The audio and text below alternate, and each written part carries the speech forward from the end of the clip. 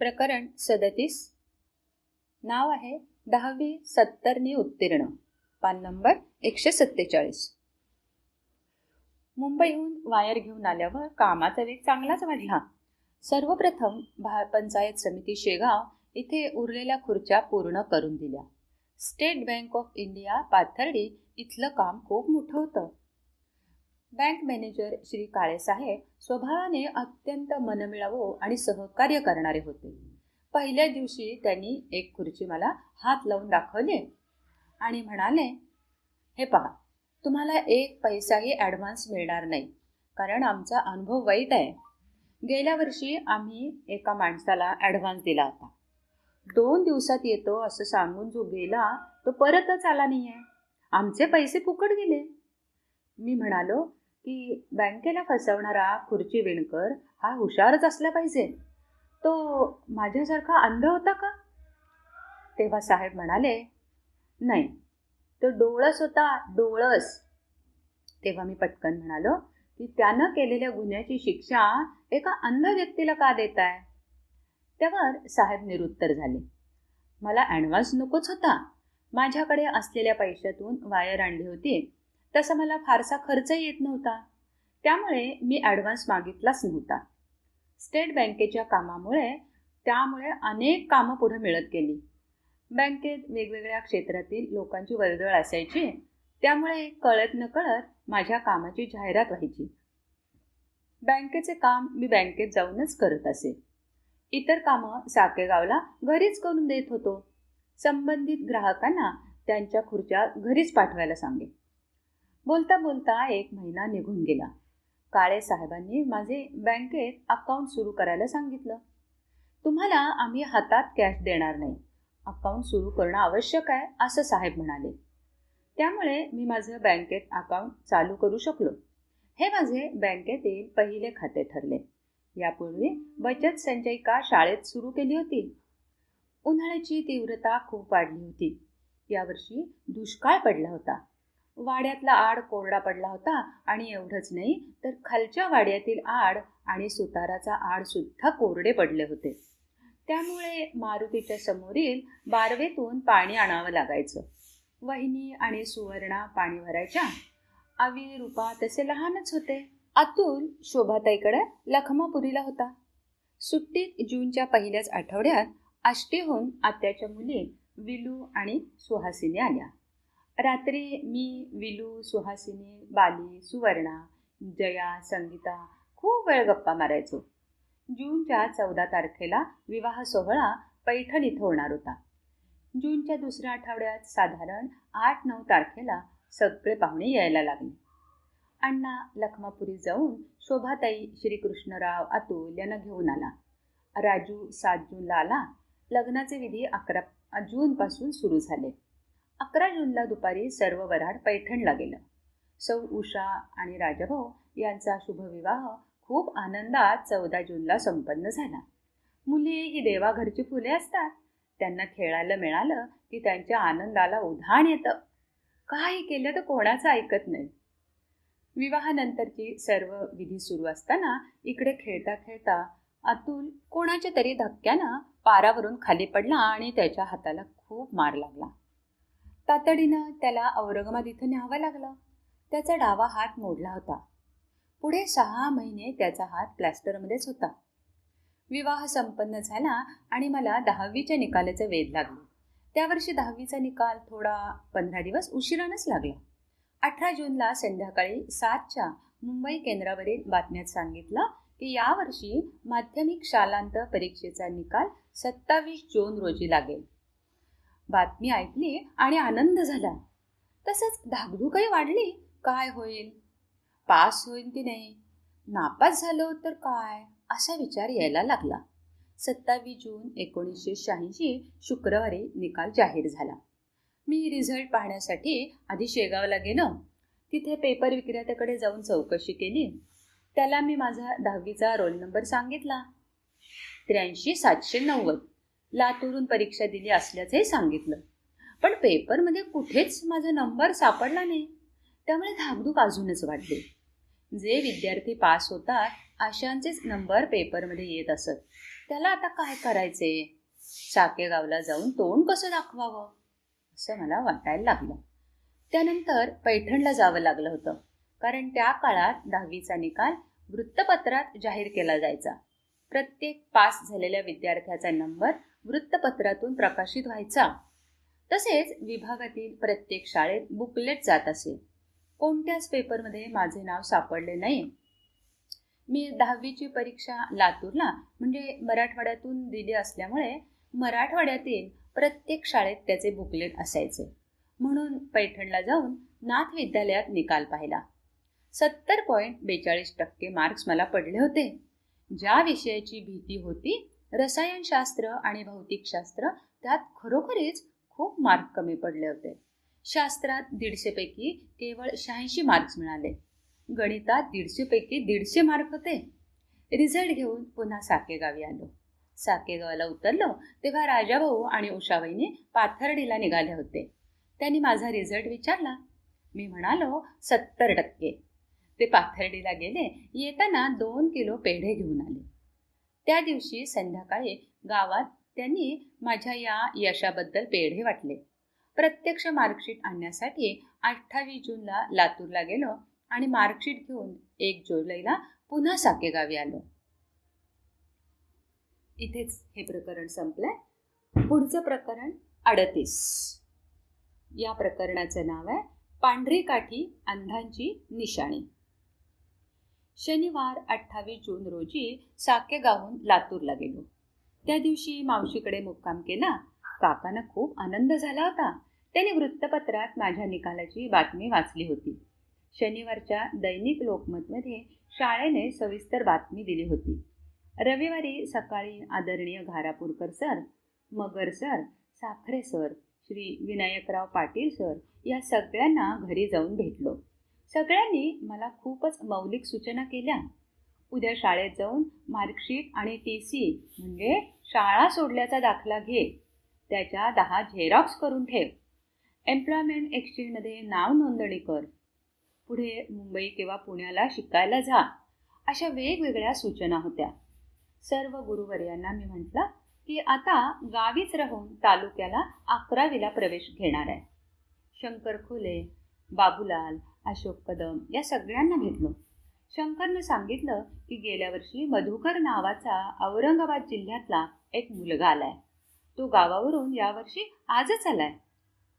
आम्ही त्यालाही जाऊन भेटलो. मधुकरची चौकशी केली. तो औरंगाबाद तालुक्यातील पांढरी पिंपळगाव इथला असल्याचं समजलं. वसतिगृहातील इतर मंडळी, आमचे स्वयंपाकी इम्रान काका, सरोदे काका, सोनवणे काका, सोमवंशी साहेब तिथे नव्हते, परंतु त्यांच्या घरच्या सगळ्यांना भेटलो. नवीन साहेब आले होते, श्री गुजरकर साहेब, त्यांनाही भेटलो. 15च्या पार्टेशनमध्ये जाऊन आलो. 94च्या खोलीवर गेलो. आदरणीय केरुरे सरांना नमस्कार करून आलो. माझ्या वर्गातील माझे 2 अंधमित्र बसप्पा कलशेट्टी आणि रामभाऊ भुंबे दुर्दैवाने फेल झाले होते. दोघांचेही 4 विषय राहिले होते. त्यामुळे ते वसतिगृहात आले नव्हते, शाळेतही आले नव्हते. त्यामुळे त्यांची भेट झाली नाही. सोमवारी सकाळी 30 जूनला श्री शिवाजी विद्यामंदिर हायस्कूल या माझ्या शाळेत गेलो. कार्यालयात जाऊन माझं गुणपत्रक आणि दाखला घेतला. तिथेच सगळे गुरुवर्य भेटले. आदरणीय Sawale sir, Shri Gaikwad sir, Shinde sir, Kondewar sir, तसेच सगळे मित्रमंडळी पण भेटली. मधुकर राऊत, चाकलीकर, राजू शहाणे, अरविंद शिंगापुरे सगळ्यांचा निरोप घेऊन मुक्कामी मावशीकडे गेलो. जाता जाता गोलाईतून 10 झेरॉक्स काढल्या. 1 तारखेला सकाळी निघून संध्याकाळी साकेगावला पोचलो. मला कनिष्ठ महाविद्यालयात, जे की हायस्कूलला जोडलेलं आहे, अशा ठिकाणी प्रवेश घ्यायचा होता. पाथर्डीत श्रुतिलोक जैन विद्यालयात ती व्यवस्था होती, पण तिथे केवळ शास्त्र शाखा होती. शेगाव इथे काकडे विद्यालयात कला शाखा 11वी 12वी होती. म्हणून मी पाथर्डीला न जाता शेगावला तात्याबरोबर बुधवारी 2 तारखेला गेलो. काकडे विद्यालयात गेल्यानंतर तिथे महाविद्यालयातील कोणताच कर्मचारी नव्हता. फक्त शिपाई भेटले. त्याने सांगितलं अद्याप महाविद्यालय सुरू झालं नाही. इथले सुपरवायझर श्री कांबळे सर त्या तिकडे राहतात. त्यांनी हात करून दाखवलं त्यांच्याकडे तुम्ही जाऊ शकता आणि विचारू शकता. आम्ही कांबळे सरांच्या घराकडे गेलो. तिथे बागेत एक व्यक्ती झाडांना पाणी घालत होती. तात्यांनी त्यांनाच विचारलं, कांबळे सर कुठे राहतात? ते म्हणाले, काय काम आहे? तात्यांनी त्यांना सांगितलं की त्यांना भेटायचंय. मग ती व्यक्ती म्हणाली, तुम्ही शाळेत जा, तिथे तुम्हाला ते भेटतील. तात्या म्हणाला, आम्ही शाळेत जाऊन आलो, सर आले नाहीत अजून आणि आज येणारही नाहीत, असे शाळेचा शिपाई म्हणालाय. आम्ही साखर खाऊन आलो आहोत आणि हा माझा भाऊ अंध विद्यार्थी आहे आणि म्हणून चौकशी करायची आहे. लगेच ते म्हणाले की अंध विद्यार्थी कसा शिकू शकतो?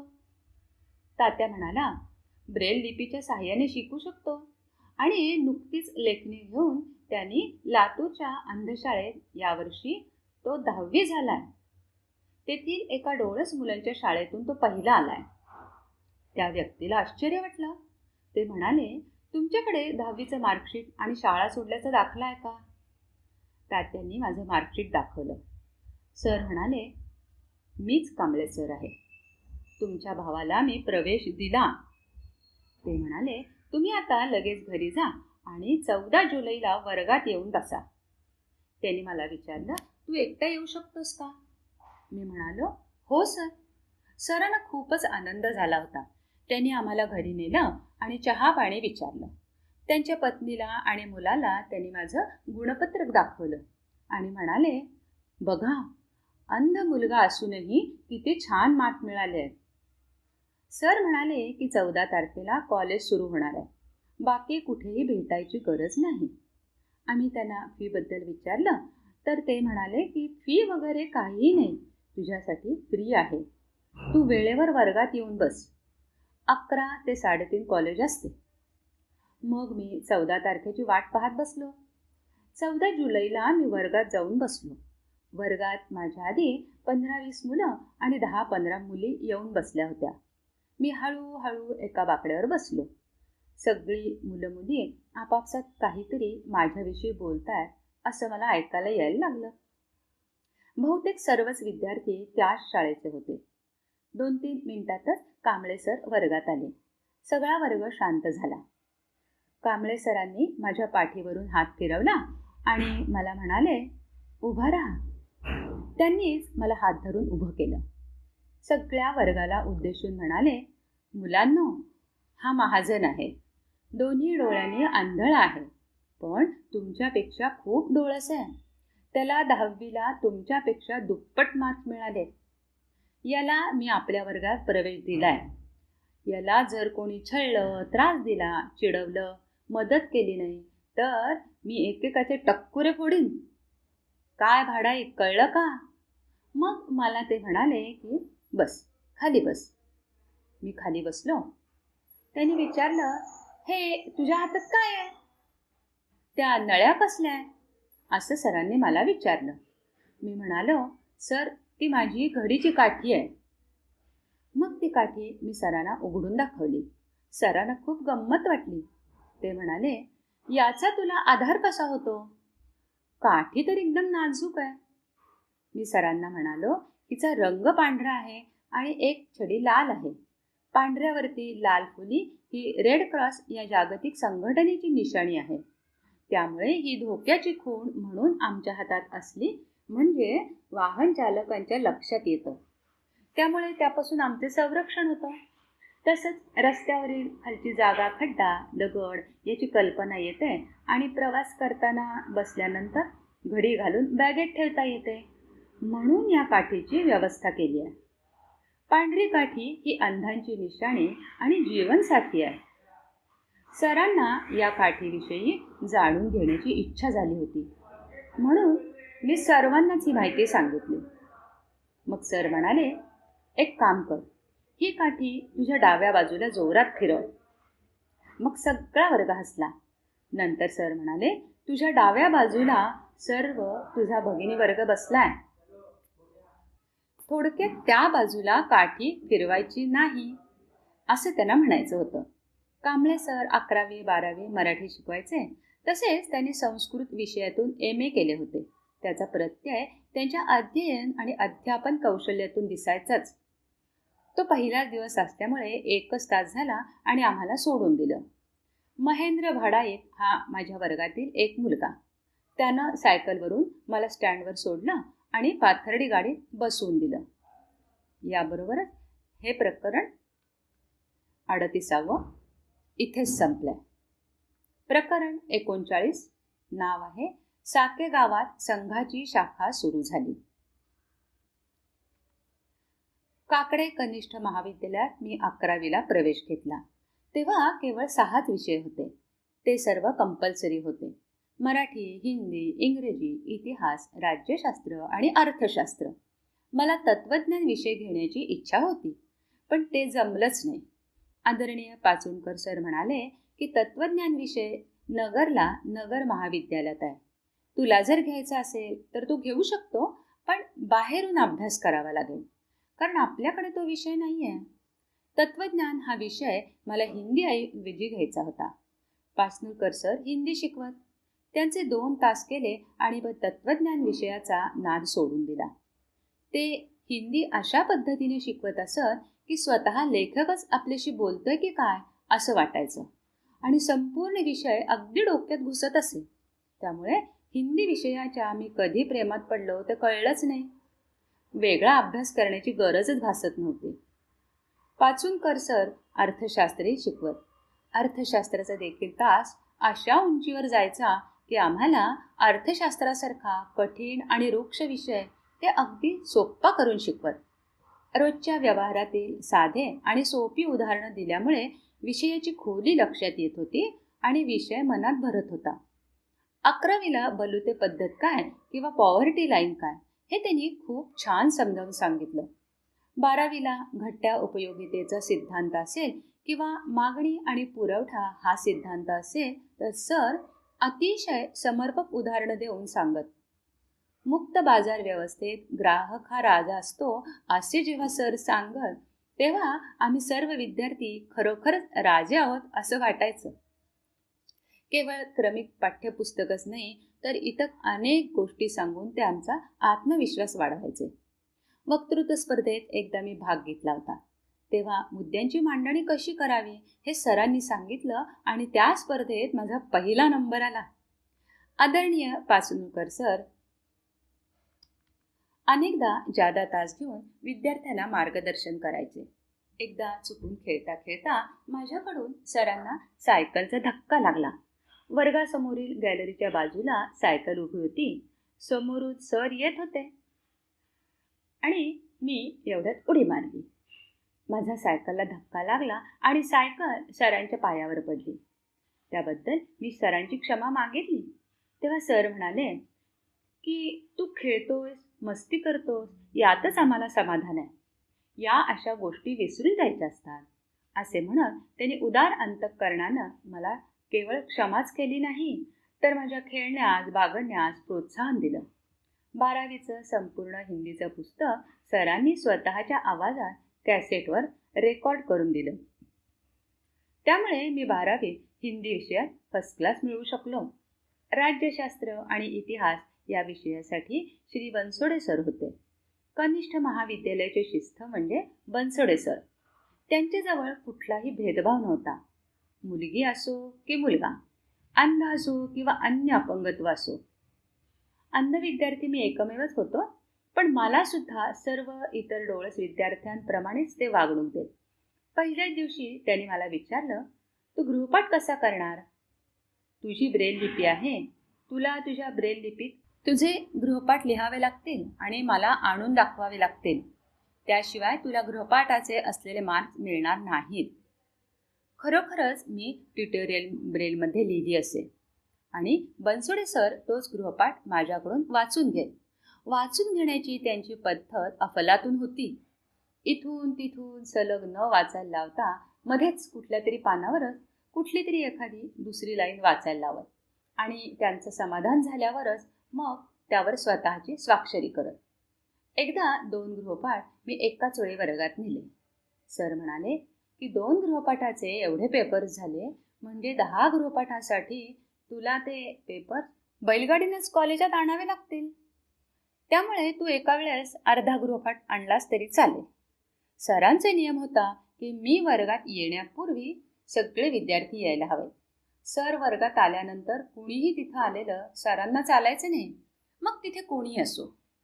एकदा मला उशीर झाला. सरांना म्हणालो की आत येऊ का सर? सर म्हणाले, नाही, तू अंध विद्यार्थी जरी असलास तरी तू शेवटी विद्यार्थी आहेस. वर्गात येऊ नकोस, बाहेर उभा राहा. मला त्यांनी बाहेरच उभं केलं. ऑफिसमधून कांबळे सरांनी मला बाहेरच असलेलं पाहिलं. त्यांना वाटलं मला वर्ग सापडत नाही आहे आणि म्हणून त्यांनी मला विचारलं, बाहेर का उभा आहेस? मी सरांना सांगितलं, बनसोडे सरांचे नियम आहे, मला यायला उशीर झाला म्हणून त्यांनी मला बाहेर उभं केलं. कांबळे सरांनी मध्यस्थी केली आणि म्हणून बनसोडे सरांनी मला वर्गात घेतलं. हे आज सुद्धा माझ्या चांगलं लक्षात आहे. शिस्त असावी तर बनसोडे सरांसारखी. इंग्रजी विषयासाठी आदरणीय देवडे सर होते. देवडे सरांचा स्वभाव खूप शांत होता. ते खूप गंभीर होते. विद्यार्थ्यांना त्यांची खूप भीती वाटायची. इंग्रजीचे लिहून देत असताना मी ब्रेल लिपीतून लिहून घे आणि म्हणून सर अतिशय सावकाश डिक्टेशन देत असत. विद्यार्थ्यांनी घाई केली तर सर म्हणायचे, महाजन ब्रेल लिपीतून लिहित असल्यामुळे त्याच्या लेखनाचा आवाज बंद झाल्यावरच मी पुढचं वाक्य सांगेन. कोणीही घाई करायची नाही. ब्रेल लिहिताना थोडा टकटक असा आवाज येत असतो. देवडे सरांच्या या विशेष सहकार्यामुळे मी इंग्रजीचे सर्व लिहून घेऊ शकलो. अभ्यासासाठी मला त्यांचा खूप उपयोग झाला, नाहीतर दुसरं कुठलंच साधन माझ्याकडे नव्हतं. ब्रेल लिपीत नोट्स काढण्यासाठी सरांनी जो वेळ दिला तो मला 12वी उत्तीर्ण होण्यासाठी लाभदायक झाला. काकडे विद्यालयातील माझ्याबरोबर असलेले सर्वच विद्यार्थी मित्र आजूबाजूच्या खेड्यातील शेतकरी कुटुंबातील अत्यंत कष्टाळू आणि मेहनती मुलं होती. सगळ्यांचं मला खूप सहकार्य व्हायचं. उगले बंधू अशोक आणि बाबासाहेब, RS पालवे आणि पंढरीनाथ पालवे ही जोरापूरची मंडळी, तसंच जनार्दन पुरणाळे, अशोक मुरदारे, सर्जेराव केदार, विठ्ठल म्हस्के ही भगूरची मंडळी, संजय ढगे अमरापूरचे, तर वाकडे, महेंद्र, भाडाईत, अंधारे या सगळ्यांचं जाण्या येण्यासाठी मला सहकार्य व्हायचं. हरिभाऊ सुसे हा मला वाचून दाखवत असत. माझ्या अभ्यासात वर्गातील मुलींनीही खूप मदत केली. वैशाली हांडे, ML सोनीस आणि नाईकवाडी यांच्याकडून मी दर शनिवारी इतिहास, राज्यशास्त्र आणि अर्थशास्त्र या विषयाच्या नोट्स घ्यायचो. त्या कधीच गैरहजर राहत नसल्यामुळे सगळ्या नोट्स त्यांच्याकडे होत्या. दर शनिवारी रविवारी मी पाथर्डीला जायचो. या सर्व नोट्स मी सुवर्णा आणि तनुजा यांच्याकडून वाचून घ्यायचो आणि मी ब्रेलमध्ये करायचो. या सगळ्यांचं मला त्या काळात खूप मोलाचं सहकार्य झालं. 1986च्या नोव्हेंबर महिन्यात साकेगाव इथं राष्ट्रीय स्वयंसेवक संघाची शाखा सुरू झाली. त्यासाठी शिर्डीहून श्री राजू गोंदेकर आले होते.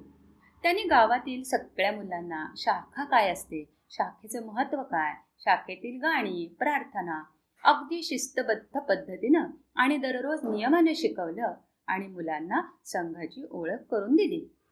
श्री राजू गोंदकर त्या काळात अतिशय लहानच मुलगा होता. त्याचे माझ्यासह गावातील सर्वांनाच कौतुक मिश्रित आश्चर्य वाटायचं. कारण लहान मूर्ती आणि मोठी कीर्ती अशा प्रकारे त्याची शिस्तबद्धता होती. तो स्वतःचे सर्व काम स्वतःच करायचा. स्वतःचं ताट धुणं, स्वतःचे कपडे धुणं हे सगळं स्वतःच करायचा. बहुतेकदा तो साके गावातील आमच्या मोठ्या वाड्यातच राहायचा. कधी कधी अन्यत्र म्हणजे खालच्या वाड्यात किंवा खालच्या आळीला श्री अरुण जोशी यांच्याकडे मुक्काम असायचा. राजू गोंदकरने गावातील सर्व मुलांना शिस्त लावण्याचा खूप छान प्रयत्न केला. पुढे खूप वर्ष गावात राष्ट्रीय स्वयंसेवक संघाची शाखा नित्य नेमानं भरायची. पुढे वेगवेगळे प्रचारक येत व मुलांची शाखा घेत. परंतु राजू गोंदेकरनं जी मुहूर्तमेढ रोवली त्यातच साके गावातील शाखेचं बीज रोवलं गेलं असं म्हणावं लागेल. याबरोबरच प्रकरण 39 पान नंबर 157 संपलाय.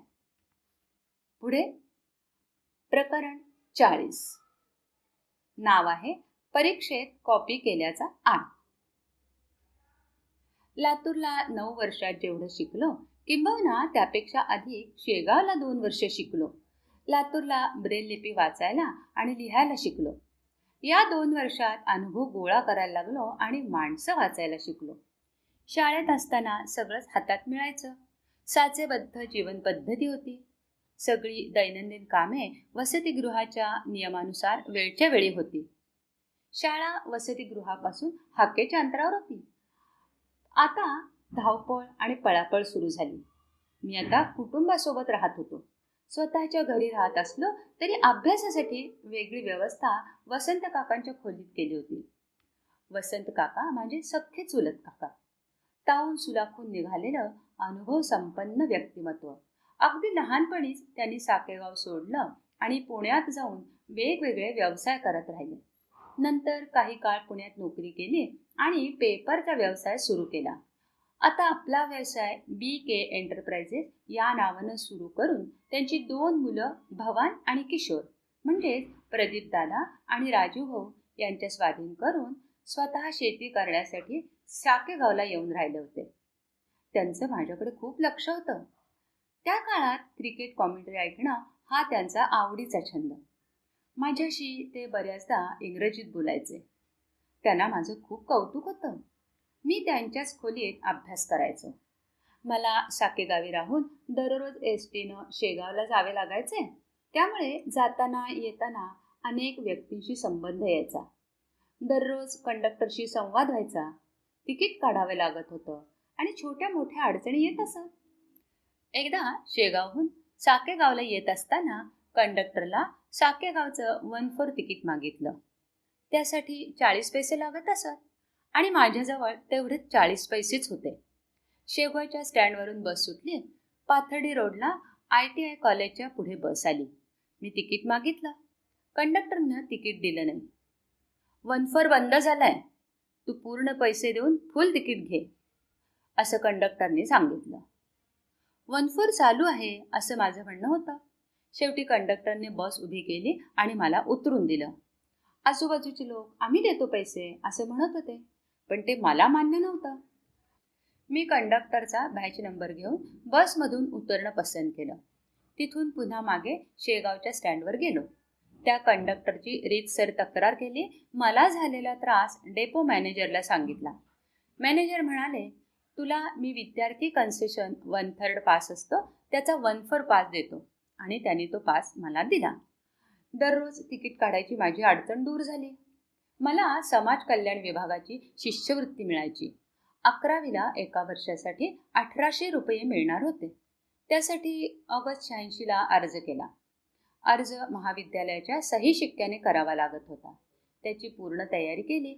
महाविद्यालयामार्फत कारकुनाने तो समाज कल्याण खात्याकडे पाठवला. नाशिक शिष्यवृत्तीचा अर्ज मला मिळाला. ती संस्था अंधांना प्रतिवर्षी 500 रुपये शिष्यवृत्ती द्यायची. त्यावर सही शिक्का घेण्यासाठी कारकुनाकडे गेलो. ते म्हणाले, तुला ही शिष्यवृत्ती घेता येणार नाही, कारण तू समाज कल्याणची शिष्यवृत्ती घेतलीस. म्हणून मी अंध शिष्यवृत्तीपासून वंचित राहिलो. दुसऱ्या वर्षी हाच प्रकार झाला. मी अंध संस्थेच्या अर्जावर सही शिक्का मागण्यासाठी कारकुनाकडे गेलो. ते म्हणाले, किती वेळा सांगायचं तुला, समाज कल्याणची शिष्यवृत्ती मिळते, अंध संस्थेची शिष्यवृत्ती घेता येणार नाही. आमची चर्चा आमच्या मुख्याध्यापकांनी ऐकली. ते म्हणाले, काय चाललंय भाऊसाहेब? कारकून म्हणाले, हा अंध विद्यार्थी डबल शिष्यवृत्ती घेतोय. मी त्याला नाही म्हणून सांगितलं तरी ऐकत नाही. मग ते सर स्वतः बाहेर आले. त्यांनी माझ्या जवळचा अर्ज पाहिला आणि म्हणाले, भाऊसाहेब, द्यायला काय हरकत आहे? ही संस्थेची शिष्यवृत्ती आहे. संस्थेची शिष्यवृत्ती घेऊ शकतो आणि ही 500 रुपये शिष्यवृत्ती आहे. मी सही करायला तयार आहे. त्याला शिक्का मारून देऊन टाका. बिचारा एवढा व्यवस्थित शिकतोय, त्याला आडकाठी का करताय? हे आमचे मुख्याध्यापक कराड सर होते. अंध विद्यार्थ्यांना परीक्षेसाठी डोळस विद्यार्थी लेखनिक म्हणून घ्यावा लागतो. तो पेपर लिहिणारा लेखनिक एका वर्षाने कमी असावा. मी 12वी बोर्डाची परीक्षा देताना भारदे हायस्कूलमधील 11वीचा विद्यार्थी लेखनिक म्हणून घेतला. त्याचे बोनाफाईड सर्टिफिकेट आणि आयडेंटिटी कार्ड बरोबर ठेवले. परीक्षेसाठी मी केंद्रावर 10 वाजता पोहोचलो. पेपर 11 वाजता सुरू होणार होता. तेवढ्यात तेथील केंद्र अधिकारी माझ्याजवळ आले आणि म्हणाले की तुझा लेखनिक कितवीचा आहे? मी म्हणालो 11वीचा. ते म्हणाले अजून 1 तास वेळ आहे. तुला आत्ताच सांगतो, हा लेखनिक तुला घेता येणार नाही. तू 9वीचा लेखनिक घे. माझ्या पायाखालची जमीनच सरकली. कारण 9वीचं जरी म्हटलं तरी ऐनवेळेस लेखनिक कसा मिळणार? 12वीचा पेपर 9वीच्या विद्यार्थ्यांच्या स्पीडने लिहिता येणे शक्य नव्हते. मी तातडीनं माझ्या शाळेच्या मुख्याध्यापक कराड सर यांच्याकडे गेलो. त्यांना ही माझी समस्या सांगितली. कराड सरांनी लगेच पुण्याला बोर्डात फोन लावला आणि माझी अडचण अशी आहे आणि परीक्षा केंद्रातील केंद्र अधिकारी एका अंध विद्यार्थ्याला त्रास देत आहे. त्याचं नाव दिनेश महाजन आहे. 11वीचा विद्यार्थी लेखनिक घेता येत असून केंद्र अधिकारी 9वीचा विद्यार्थी घेऊन ये असं म्हणताय. हे कराड सरांनी सांगितलं आणि माझी समस्या मिटली. असे कराड सर सर्वांना मदत करणारे होते. अर्थशास्त्राचा पेपर 5वा होता आणि त्यानंतर 10 दिवसांनी हिंदीचा म्हणजे शेवटचा पेपर. माझा 12वीचा अर्थशास्त्राचा पेपर दुपारी 3 वाजता होता. तो मला खूप अवघड जात होता. पहिल्या 1 तासात मी 50 मार्कांचा पेपर खूप व्यवस्थित लिहिला. उरलेलं मला काहीच येत नव्हतं म्हणून बसून राहिलो. साधारण 5:30 पावणे 6ला तिथे पोलीस कर्मचारी आले. त्यांनी माझ्या लेखनिकाला सांगितलं, तुमचा पेपर पूर्ण कोरा आहे. हा अंध विद्यार्थी नापास होईल म्हणून हे माझ्याकडे पुस्तक आहे, त्यात बघून लिही. आम्ही दोघंही बघून लिहिणार नाही असं सांगत होतो. तरी देखील पोलिसांनी ते पुस्तक आमच्या टेबलवर ठेवलं आणि निघून गेला. पुढील 5 मिनिटातच केंद्रातील शिपाई आम्हाला बोलवायला आला आणि केंद्र प्रमुखाकडे घेऊन गेला. केंद्र प्रमुख आम्हाला म्हणाले, हा अंध विद्यार्थी हुशार आहे असं आम्हाला वाटलं होतं. इमानदार आहे असंही वाटलं होतं. म्हणून आम्ही सुपरवायझर दिला नाही आणि तुम्ही कॉपी करून आम्हाला फसवलं. केंद्र प्रमुखांनी आमच्याकडून आम्ही कॉपी केले आहे असं जबरदस्तीनं लिहून घेतलं. या अंध विद्यार्थ्यांना मला जबरदस्तीनं कॉपी करायला लावलं आणि माझ्याकडून पेपर लिहून घेण्यासाठी मला प्रवृत्त केलं असं रायटरकडूनही लिहून घेतलं. पुढच्या पेपरला येऊ नको, आम्ही तुला रस्टिकेट करतोय असं सांगितलं. या अचानक घडलेल्या आश्चर्यकारक प्रकारानं मला मात्र वेळ लागणं बाकी राहिलं होतं. रात्री आपल्या जीवाचं काहीतरी बरं वाईट करावं असाही विचार मनात येत होता. हिंदीच्या पेपरसाठी अजून 10 दिवसांचा अवधी होता. काय करायचं, कुठे जायचं काहीच कळत नव्हतं. मी तसं काही केलं नाही. त्या दिवशी रात्री शांत झोपलो. कुणाशी काहीही बोललो नाही. त्या दिवशी जेवलोही नाही. केवळ शांत झोप घेतली. याबरोबरच प्रकरण 40 पान नंबर 161 वर समाप्त. फाईल समाप्त.